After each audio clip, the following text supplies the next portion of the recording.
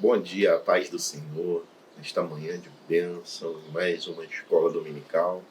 Eu venho aqui abrir mais esse momento reunidos para cultuar e aprender com o Senhor Jesus. E eu quero estar saudando com a paz do Senhor, que excede todo o entendimento. Que você chame Ele para dentro da sua vida, chame Ele para dentro da sua casa, para dentro do seu relacionamento, para o seu cotidiano. Nós temos buscado ensinar um evangelho, sobretudo, que seja um estilo de vida e não simplesmente uma prática religiosa a exercer dentro do templo ou quando estamos passando por tribulações. Não é verdade? O cristianismo precisa ser um estilo de vida. Como disse o apóstolo Paulo, quem poderá nos separar do amor que está em Cristo Jesus? Nem morte, nem fome, nem perseguição, nem principado, nem poderes, nem altura.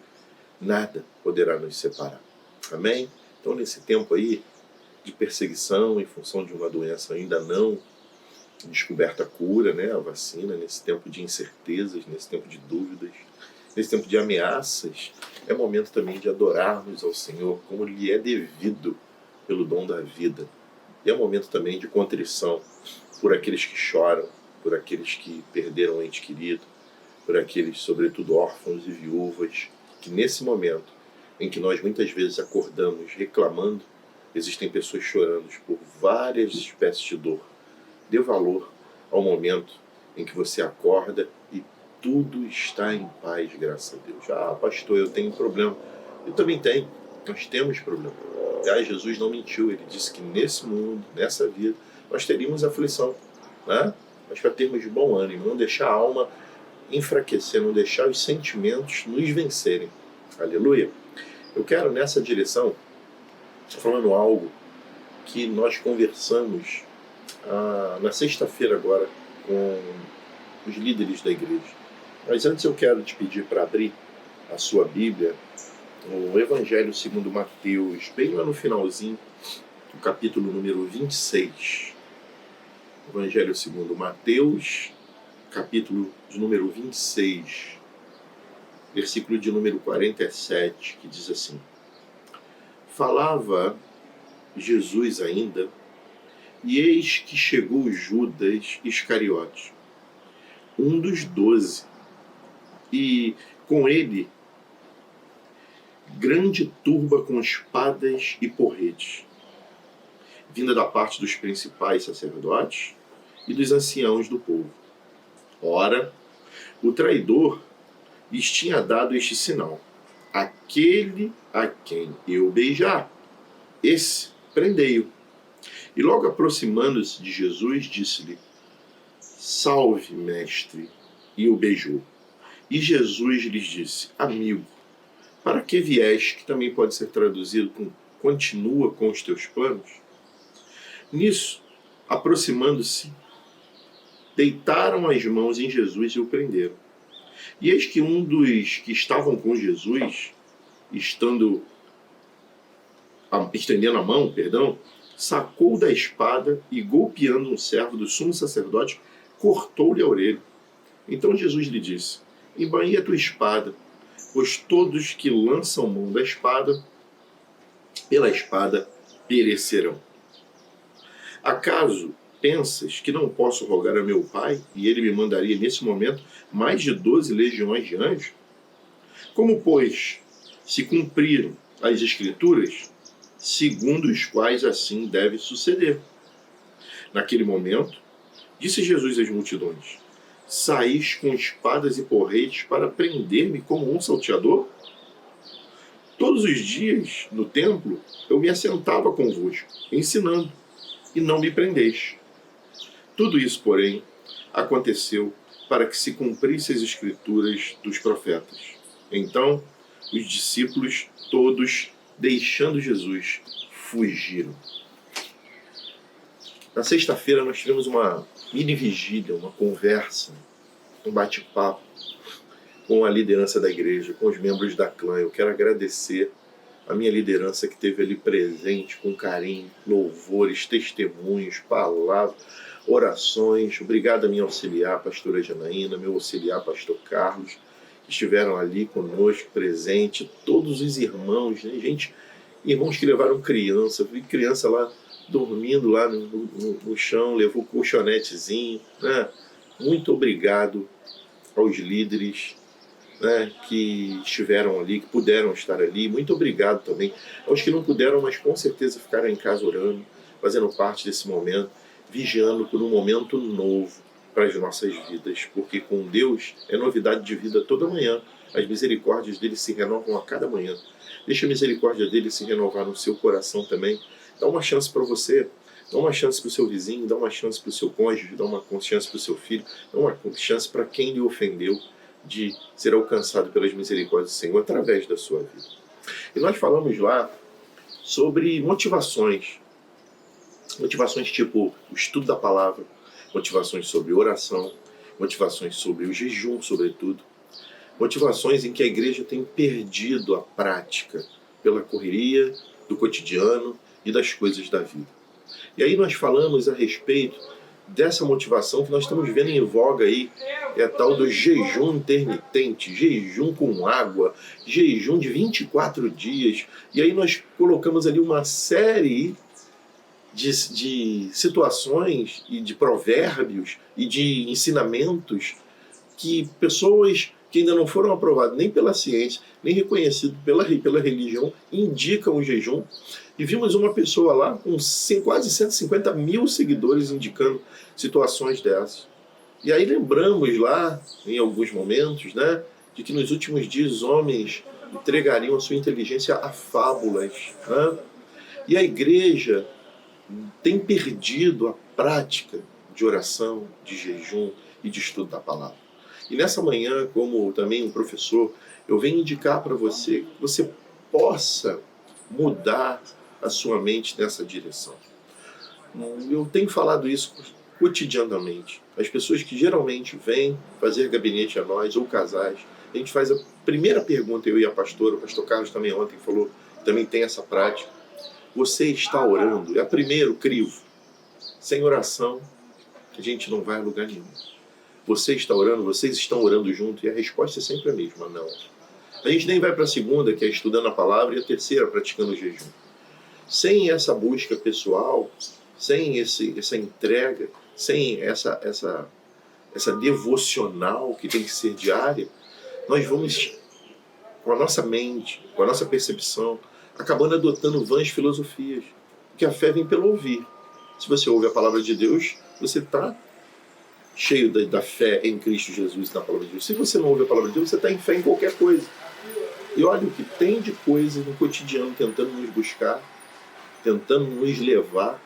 E aí, irmãos, eu quero falar sobre o versículo e o capítulo que nós lemos, do capítulo de número 26, o versículo de 47 a 56 de Mateus. Nós vemos aqui não só Judas traindo a Jesus. Mais na frente nós vamos ver Pedro.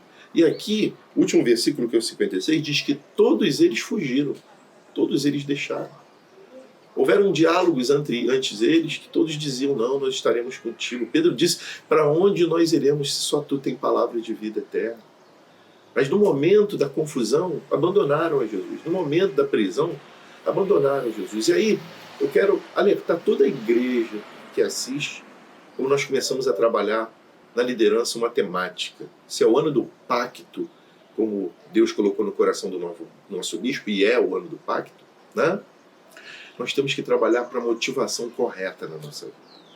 O que nós vemos aqui nos 12 mais chegados a Jesus, não estou falando do grupo dos 3, nem de João, que se assentava e que inclinava a cabeça no seu colo. Eu estou falando do grupo dos 12, aqueles mais ligados a ele. E Mateus narra isso, no versículo 47, que ele diz assim, chegou Judas, um dos 12, ele faz questão de citar. Todos eles estavam trabalhando pela motivação errada. Naquele momento, já estamos no final, Jesus já está sendo entregue, tinha um com espada, usando arma ainda. Outro que pensava que entregando Jesus ia dar um brado lá, ia descer anjo, trabalhando com a motivação errada. E aí o que eu quero alertar, e alertei a liderança, e tenho me alertado, nós não podemos andar ao lado de Jesus trabalhando com a motivação errada. O que tem nos motivado a ser cristão? O que nos move ser cristão? O que nos move ser metodista? Olha, grandes homens trabalharam já com a motivação errada. Lutero teve a motivação errada de se entregar a Jesus quando, no meio de uma tempestade de raios, ele tinha medo do Deus punitor, até o momento que ele encontrou com a palavra de Deus e entendeu que o justo viverá pela fé, ou seja, é pela graça que nós somos salvos.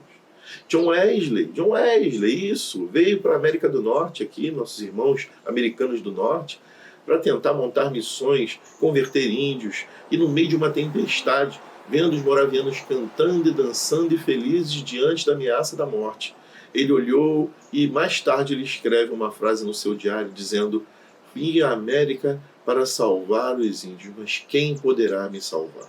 Ele entrou em crise quando o irmão moraviano perguntou a ele se ele conhecia Jesus, e ele disse que conhecia, mas você tem certeza da salvação? E ele calou diante dessa pergunta.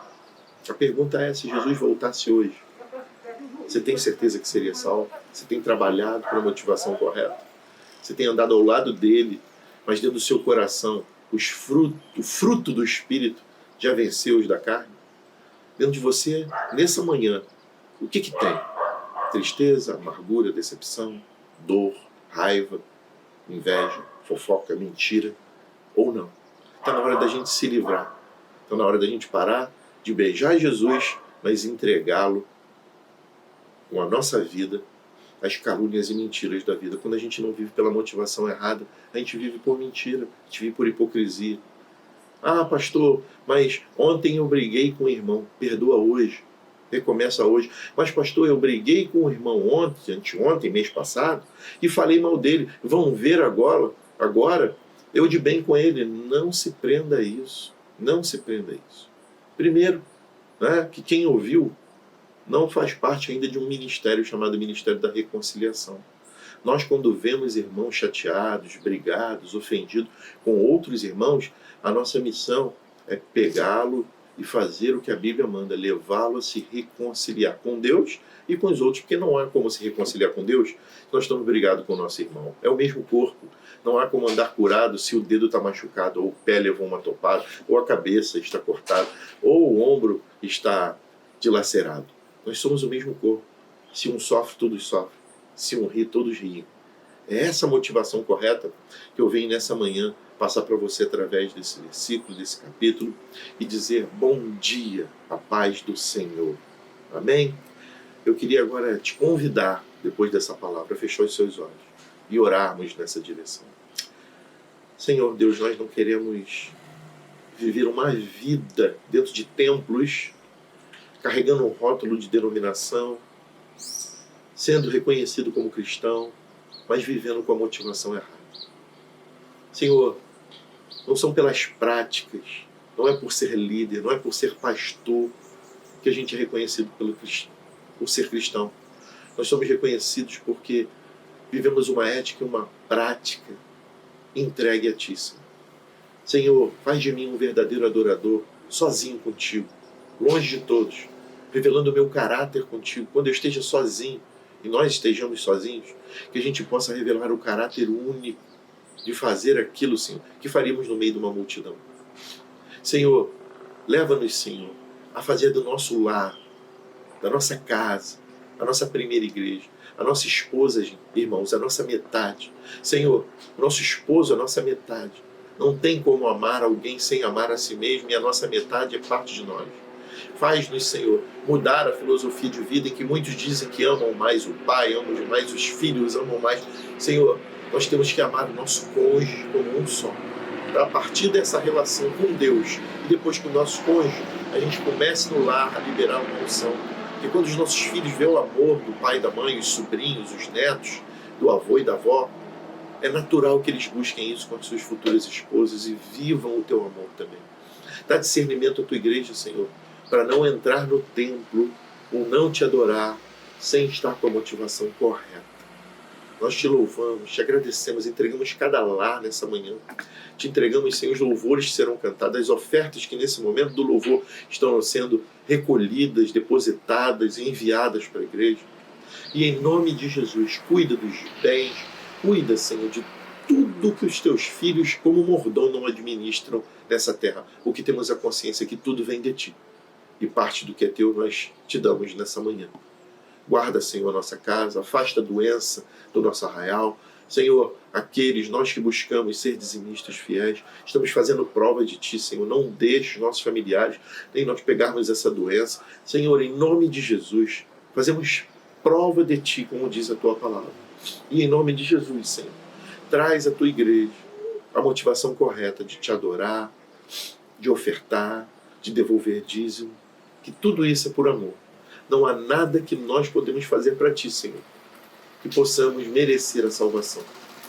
É pela graça que somos salvos. Não tem maior, não tem melhor, não tem pior. É pela graça que somos salvos. Por isso nós nos arrependemos nessa manhã. Iremos trabalhar pela motivação correta. Vamos devolver o que é teu nessa manhã, com motivação correta, com alegria. Vamos ofertar com a motivação correta e viver pela motivação correta, que é de agradecer pela graça que excede todo entendimento. A motivação de estarmos aqui, juntos, ouvindo a Tua palavra, porque um dia Tu morreste por nós, para nos dar acesso à Tua salvação. Muito obrigado, Senhor. E nós abençoamos todo o povo que assiste nessa manhã. Independente de quantia, independente de oferta, independente de dízimo, nós abençoamos o Teu povo. Em nome de Jesus. Amém. Glória a Deus. Separe sua oferta, separe o seu dízimo. Devolva ao Senhor aquilo que você tem de coração alegria de fazer. Oferte à casa de Deus, coisa que você com certeza quer contribuir. Se não, não faça. Se for constrangimento, para querer comprar Deus, com medo de ir para o inferno, essa não é a motivação correta. A motivação correta é agradecer, ser grato a Deus e a sua obra, e financiar a construção de algo que já tem 2020 anos e cada vez cresce, que é a Igreja de Jesus. Amém? Fique com esses louvores agora, vamos adorar o Senhor e oferte a Ele com alegria, em nome de Jesus. Glória a Deus. A Tua presença, Senhor, é real neste lugar. Meu Deus, Tu és santo, santo, santo, poderoso. Seja bem-vindo.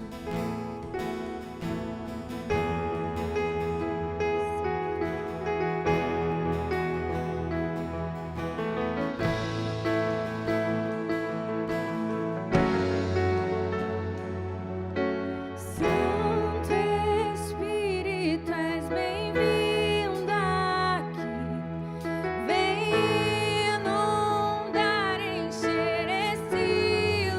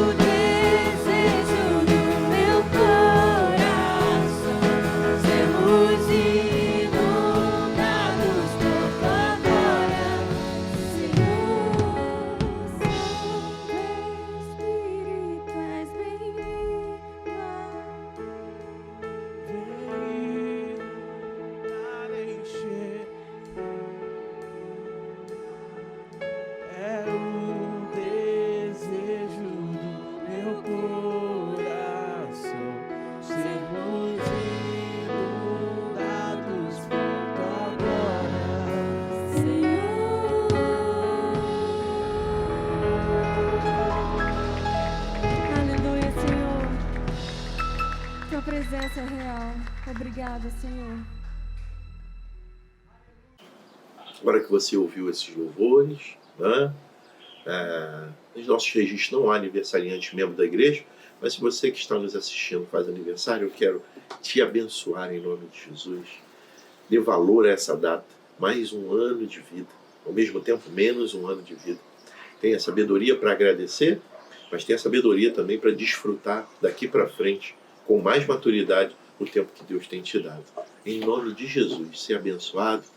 Em nome de Jesus, que você possa crescer, multiplicar e a cada ano florescer, para que muitos venham comer dos frutos de Deus através da tua vida. Eu te abençoo nesse dia, em nome de Jesus.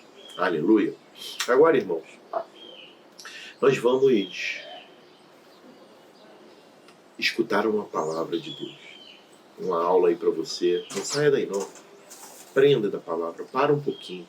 Eu sei que nossa mente está sendo condicionada a correr. Mas eu estava lembrando na sexta-feira, nós tivemos uma mini vigília com os líderes, que nós somos num tempo, eu da geração de 70, em que a mãe tinha que cozinhar no sábado, porque no domingo era dia do Senhor. Né? Nós estamos perdendo essa prática de separar um tempo para Deus. Pare um tempo para Deus, para aprender um pouco da palavra agora. Amém? Senhor, abre o entendimento e sabedoria do teu povo para adquirir conhecimento. Que conhecimento, Senhor, é ferramenta para viver bem nessa terra. Abençoa os teus filhos, Senhor. Em nome de Jesus. E os professores que estarão dando aula. Em nome de Jesus. Amém. Glória a Deus. Fica com essa aula aí. Já já a gente volta para estarmos impetrando a bênção e orando pelos pedidos de oração. Queria te pedir que enquanto estivesse o estudo, você fosse colocando aí no chat os seus pedidos de oração, para no final orarmos juntos. Vamos lá? Aprender um pouquinho? Deus te abençoe. Vamos ficar com essa aula abençoada aí. Bom dia, gente. Como é que vocês estão? Mais um dia, mais uma escola dominical, mais uma aula, mais um momento de reflexão, não é verdade? E o que me traz aqui hoje, o que me motiva, né? O pastor falou muito sobre motivação, a pastora falou, o pastor Carlinhos falou, a Glorinha falou sobre motivação na nossa mini vigília da clã. E foi um momento muito gostoso que nós tivemos ali. E mais do que estar em comunhão com os irmãos, a gente passou um momento muito importante, onde nós pudemos refletir sobre as nossas atitudes. Enfim, parece repetitivo o tema, mas não tem como deixar de frisar que a gente está num momento muito significativo e o ano de 2020 com certeza vai estar registrado nos livros de história da humanidade como um ano muito diferenciado, né? Não só pelo aspecto pandêmico, mas também pelo aspecto antropológico, das situações do homem e da mulher, as situações que o homem e a mulher precisam de repente se reinventar, buscar curas para questões pessoais, com pessoas que adoeceram, pessoas que conseguiram fazer um balanço da sua vida, da sua própria história, enfim. Então, assim, esse momento que eu trago para hoje é também um momento de reflexão. Por que eu quero isso? Porque eu acho que se a gente não conseguir fazer com que esse período que nós estamos passando, a gente consiga raciocinar frente a tudo que tem acontecido no cenário global, no cenário da ciência, no cenário da história, no cenário da política, a gente não vai conseguir passar por esse período e conseguir reter algo de bom. Não é assim que a palavra nos ensina? Que a gente precisa aprender a reter o que é bom de todas as circunstâncias. Mais do que aprender a dar graças a Deus ou dar glórias a Deus em todas as questões, nós precisamos aprender a olhar para esse mundo, a interpretar as questões desse mundo e a entender o que de fato Deus pode nos ensinar a partir de tudo que está acontecendo. Então, assim, dentro do que eu tenho olhado e analisado, né, eu fico muito preocupado. A gente fala muito do final dos tempos, a gente fala muito do retorno do Senhor, a gente fala muito das dores de parto né? Que está escrito lá em Mateus, o princípio das dores. E não tem como a gente fazer um comparativo não só com os vídeos deixados para trás, que de uma certa forma, se vocês pararem para ver os 3 vídeos deixados para trás, muita coisa que estão nesses filmes estão acontecendo. Paz entre o Oriente Médio e, né, o Israel e os países muçulmanos tentando selar ali um acordo de paz com a intermediação do Donald Trump. Então, assim, são coisas muito interessantes e que a gente precisa se atentar. Mas o que o Léo está querendo falar com isso tudo, né? Eu estou querendo me atentar para as dores. As dores, elas são motivos de nós ficarmos parados entendendo que são dores, ou será que nós, como agentes do amor de Deus, como agentes daquele que é o Senhor dos Senhores, que tem cura, que traz salvação para todos, a gente pode ser de fato ferramentas nas mãos dele, ou a gente fica realmente como numa posição ali, sentados no sofá, olhando para as notícias, de repente apontando um dedo, trazendo uma acusação? O que a gente acha disso tudo? O que de repente a gente deveria estar fazendo? Então, assim, lá em Romanos 8, Paulo faz uma reflexão a respeito das coisas que estavam acontecendo naquele tempo. Paulo já estava pressentindo algo muito grandioso, né? Paulo estava praticamente ali escravizado, se tornou um cativo dentro do Império Romano, e ele estava podendo observar todas as questões da cultura romana, imperialista, que estavam forçando aquele país, né, aquela minoria, a sofrer com tudo aquilo que não eram das suas culturas, principalmente da sua nova religião, a religião dos do caminho. Então Paulo ele começa a falar com aquele povo. E assim, lá em Romanos 8, a partir do versículo 17, vamos ler aqui um pedaço juntos? E diz assim: e se filhos também, herdeiros, herdeiros de Deus e co-herdeiros de Cristo, se realmente padecemos com ele, para que também com ele sejamos glorificados. Tenho para mim que o sofrimento da vida, as dores da vida presente, não tem valor em comparação com a glória que há de ser revelada em nós. A ardente, gravem esse versículo 19, a ardente expectativa da criação aguarda a manifestação dos filhos de Deus. Pois a criação ficou sujeita à vaidade, não voluntariamente, mas por causa daquele que a sujeitou, na esperança de que também a própria criação será libertada. A criação, todos os seres criados por Deus, natureza, homem, mulher, gay, pecador ou não, não importa, todos estão sujeitos ali. Então, assim, na esperança de que também a própria criação será libertada do cativeiro, da corrupção, para a liberdade da glória dos filhos de Deus. Ora, sabemos que toda a criação juntamente geme e está com dores de parto até agora. E não só ela, mas também nós, embora tenhamos as primícias do Espírito, gememos ainda em nós mesmos, aguardando nossa adoção, isto é, a redenção do nosso corpo, pois na esperança fomos salvos. Porém, a esperança que se vê não é a esperança, porque o que alguém vê, como esperar?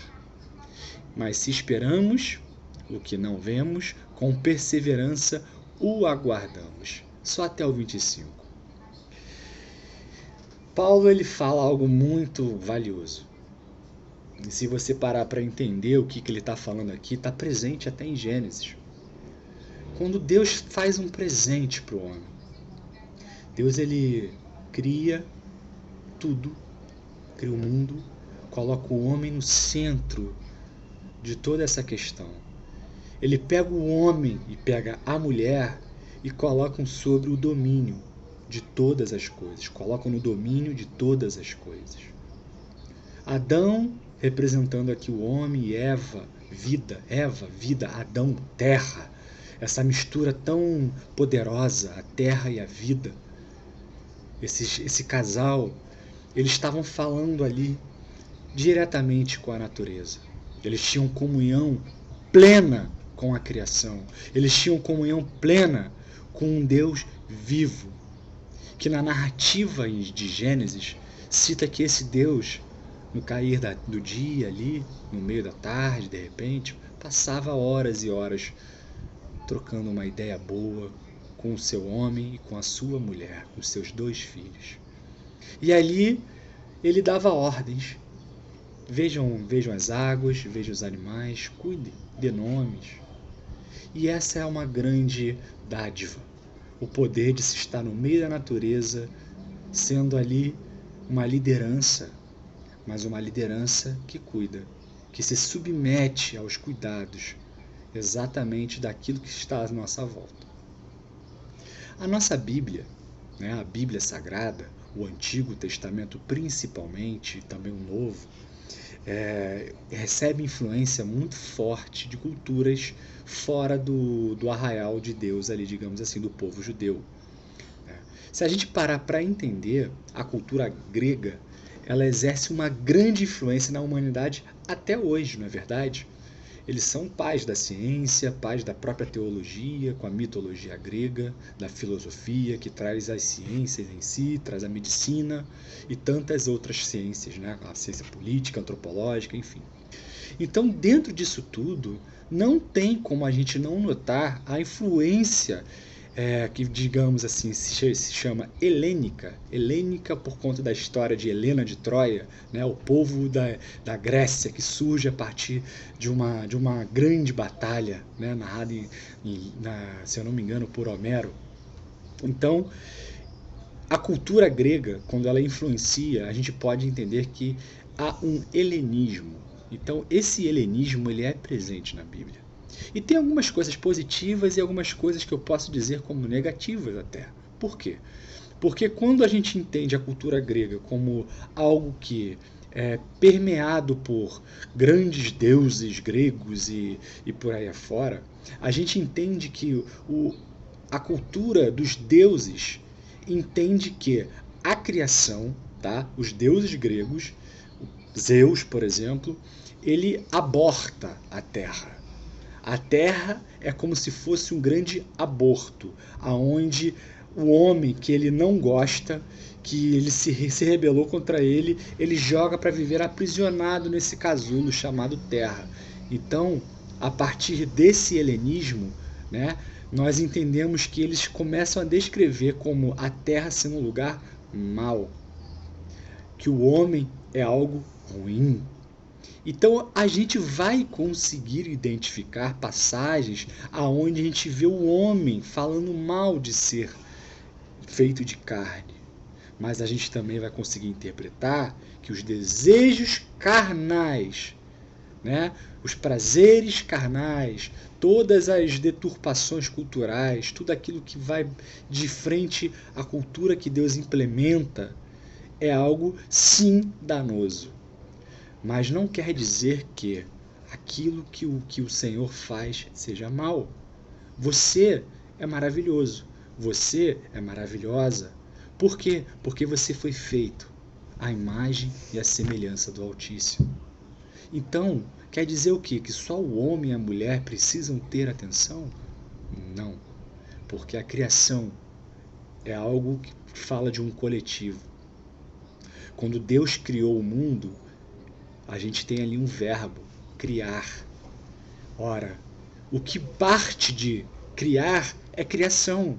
Deus criou o mundo, Deus criou o verde, as águas, Deus criou os animais. Então tudo isso é criação. E a criação hoje geme. E se a criação hoje geme, cadê os homens e mulheres de Deus cuidando dessa criação? Por que nós estamos negligenciando tanto as nossas vizinhanças, a natureza como um todo? Eu estou olhando aqui para uma parte da Mata Atlântica que existe aqui na freguesia, cheia de prédios, cheia de árvores também. As araras visitam aqui de manhã uma árvore aqui, fazem uma arruaça, mas é muito bonito de ver. Por que nós não prestamos atenção com o devido cuidado? Por que nós deixamos os homens maus, como Paulo fala aqui, que, por conta das suas vaidades e cobiças, tratam mal a criação. Por quê? Por que nós nos permitimos influenciar por discursos inflamados que deveriam ser combatidos pelos filhos de Deus, quando na verdade esses discursos estão cheios de patrocinadores por trás? Por quê? Eu não vou entrar aqui no âmbito político, não quero isso. Nós temos cada um a nossa opinião.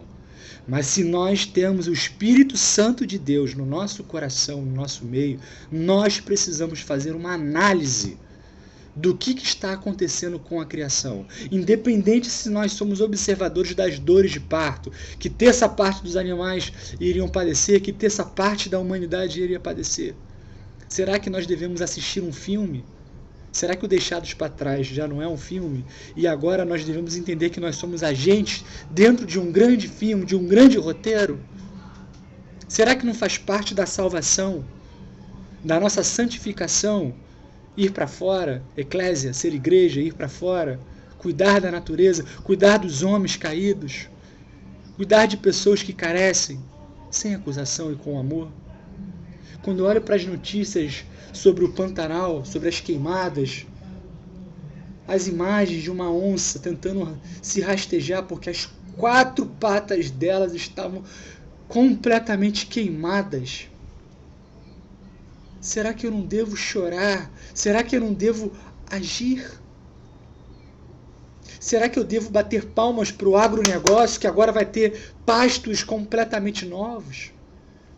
O Pantanal, uma grande reserva da biodiversidade, da natureza humana, nunca mais será o mesmo. Se você não visitou o Pantanal, como eu não visitei o Pantanal, a gente não vai mais saber como ele era. Eu li uma matéria agora sobre os jacarés do Pantanal. Os jacarés, de uma forma geral, são animais que precisam receber calor. E quando eles recebem calor, eles estacionam até aquilo encher eles de energia. Só que o fogo é calor. Ele para no meio do fogo, ele entende que aquilo é calor e ele não consegue identificar que aquilo é danoso para ele, e ele só sai dali completamente morto, porque não sai. Ele estaciona no meio do fogo e fica andando lentamente e fica completamente cozido. Quantas antas, quantos animais, quantas onças, quantas aves não terão mais aonde pousar, por mais que elas voem para longe, elas não terão mais o habitat natural do Pantanal. A Amazônia, será que é só história da Globo Lixo? Será que é só história para vender jornal, gente? Será que a gente não precisa parar para analisar que notícias que falam de mortes da natureza vão impactar na nossa qualidade de vida no futuro? Vão impactar naquilo que Deus nos comissionou? Vão impactar exatamente aqui, ó. A ardente expectativa da criação aguarda a manifestação dos filhos de Deus. Eu oro a Deus para que, mais do que você falar em línguas, mais do que você querer ver o Espírito Santo entrar na vida da sua família e trazendo novos convertidos, eu oro a Deus para que você possa se sentir tocado e comissionado a observar o mundo como algo bom, a entender que o mundo é bom. O mundo é bom, Sebastião. E a gente precisa cuidar desse mundão. A gente precisa ser agente da nossa história. É a nossa própria humanidade que está em jogo. E a gente precisa olhar. A gente precisa orar a Deus, sim. A gente precisa ir à igreja, sim. A gente precisa fazer com que novos adeptos se acheguem a Deus. Mas se eu for querer cativar alguém com a ponta do meu dedo, com a ira da minha acusação, com os meus ideais políticos, eu vou afastar ou vou atrair? É o discurso de ódio que atrai mais do que um discurso de amor. Estou falando do amor do mundo, o amor que o mundo ensina. Eu estou falando do amor que é o próprio Deus. Se a Bíblia pode nos ensinar algo de fato, é que Deus é amor. E sem amor, sem Deus, nada poderemos fazer. Sem o Espírito Santo, nós não sentiremos pena, dor do que acontece com aqueles que estão gemendo, esperando as nossas atitudes de justiça, de paz, de amor, de fruto do Espírito, longanimidade, perseverança, de ir além dos confins da terra, cheios do Espírito Santo, falando em línguas ou não importa, mas tocando na dor com carinho. Porque quem sente dor está traumatizado. Porque quem sente dor está precisando de afeto, de palavras de esperança. Que a gente possa ter esperança nessa manhã, que você possa se sentir esperançado, não porque você está esperando somente, mas porque nós estamos aguardando a vinda do Senhor, enquanto nós praticamos atos de amor e de justiça. Uma ferramenta que faz cirurgia, um bisturi, ele só é utilizado porque ele é esterilizado. Se ele está guardado, limpo, ele não serve para nada, não está operando. E mesmo assim, depois que ele sai daquele armário, ele precisa ser novamente esterilizado, limpo, para que ele possa entrar em uso. E assim são os filhos de Deus. Bisturis, ferramentas médicas, publicitários, advogados do amor, que advogam não acusação, que publicam não acusação, mas amor, ajuda humanitária, a causa do órfão e da viúva, que hoje se estende não só aos grupos que são oprimidos pela sociedade, mas para toda a criação, que geme esperando as nossas atitudes. Que você fique com Deus, que essa manhã possa ser uma manhã de bênção para você e que possamos ser cheios do Espírito, louvar, adorar a Deus e cuidar da criação dele. Amém? Um beijo. Aleluia, glória a Deus. Agora aqui, enchemos o nosso conhecimento de sabedoria, da palavra de Deus, nos preparando para almoçar, para um domingo maravilhoso. Às 18 horas temos culto, né? Eu quero te dizer que no último domingo teremos o aniversário da igreja, tá bom? Marque o seu lugar, tá ok? Nós teremos um culto festivo, em que os irmãos entrarão pela porta de vidro, estarão dentro do templo, ao acabar sairão pelas portas de madeira. Em cada porta haverá uma mesa com bolo embalado, doce e torta salgada, tá bom? E aí nós vamos espalhar mesa ali pelo pátio. Se você quiser comer ali, tudo bem. Se não, entre no seu carro, vai embora comendo bolo e comemorando mais um ano de vida. Vamos cantar parabéns dentro do templo, vamos orar todo o ritual dentro do templo. Vamos sair só para comer, morar e irmos para casa. Último domingo, tá legal? Teremos a presença do nosso SD, reverendo Bruno, estará pregando para nós, conhecendo a nossa igreja efetivamente no altar, né? E nós, aqueles que não conhecemos, o conhecemos. Tá ok? Quero te convidar desde já a pensar em marcar o seu lugar para não ter problema depois de não conseguir comparecer por falta de lugar no templo. Tá ok? Vamos orar pelos pedidos de oração. Se você não colocou, mentalize ele aí, pensa nele. Senhor, como começamos esse culto e através desse estudo, nós não queremos trabalhar pela motivação errada. Nós não queremos estar do teu lado figuramente. E nas horas, Senhor, de desconforto, nas horas, Senhor, de luta contra nós mesmos, de mudança interior e interna, porque nada muda à nossa volta se não começar a mudança dentro de nós. Não adianta, Senhor, nós queremos a mudança só através de Ti, porque o tirar a pedra para coisas ressuscitar acumuladas da nossa vida depende de nós. Por isso que muitos se frustram dentro da igreja. Por isso que muitos estão doentes dentro da igreja. Porque não trabalham com a motivação correta. Não exigem conhecer a si mesmo e começar as mudanças internas a partir de si próprio. Mas, Pai, Nós, mediante o estudo de hoje, da palavra de hoje, nós abraçamos esse entendimento. E em nome de Jesus, tomamos posse para as mudanças que dependem de nós. E tiramos a pedra. Começamos a tirar a pedra a partir de agora. Mas, Senhor, nós precisamos do Teu milagre. Então recolhe todos os pedidos de oração. Tudo que os irmãos estão clamando e pedindo, confiando em Ti. E faz o milagre, Senhor. Faz o milagre, Senhor, e transforma vidas, situações, cura doenças, restaura os feridos, Senhor. Solta os cativos, Senhor. Porque eu sei que Tu vieste para isso. E nós, como Tua igreja, proclamamos, liberta, Senhor, os cativos. Cura, Senhor, os doentes. Afasta a opressão dos oprimidos, Senhor. E apregoa o ano aceitável, Senhor. É o que nós estamos clamando.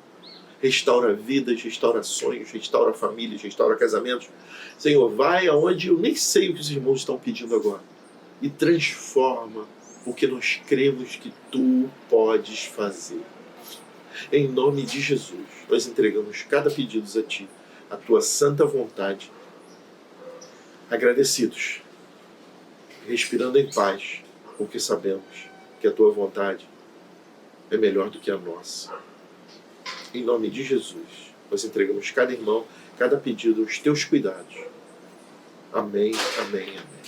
Glória a Deus, irmãos.